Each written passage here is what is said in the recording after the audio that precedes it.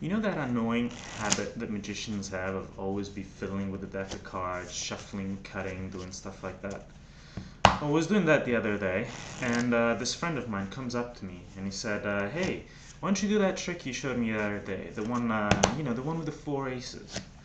I told him, "The four aces? What, do you think I can just pluck the four aces out of thin air?" Well, clearly I can't.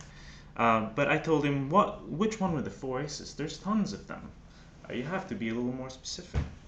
He said, "Well, I don't remember exactly, but it was something with flipping, twisting, something like that." I said, "Oh, I know what you're talking about. It's the one with the four aces, and then one by one I turn them face up." He said, "Yes, but there was an additional twist to it, something that made it extra cool." And then I remembered, so I'm going to show it to you. You see, it's the one where the four aces start face down. And you can see they're all face down, but when you press the button in the middle, one of them always turns face up. And it's the only one that's face up. As soon as I showed him this, my friend said, "Yes, that's the one. That's exactly the one.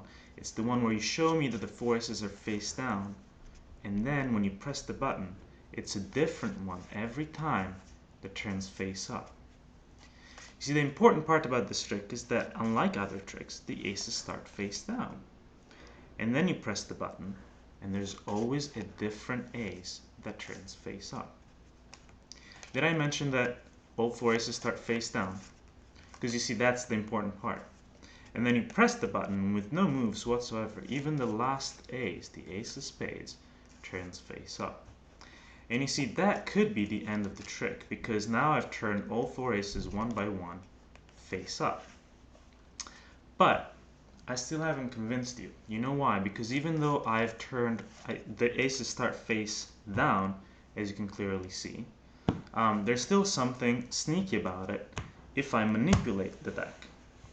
But if I leave the aces in the deck and I don't even touch it, and I press the button right here at the top of the deck, and the aces turn face up, even the most skeptical of you will have to admit that that's real magic. And even my friend was convinced after that. That's Larry Jennings, twisting it too.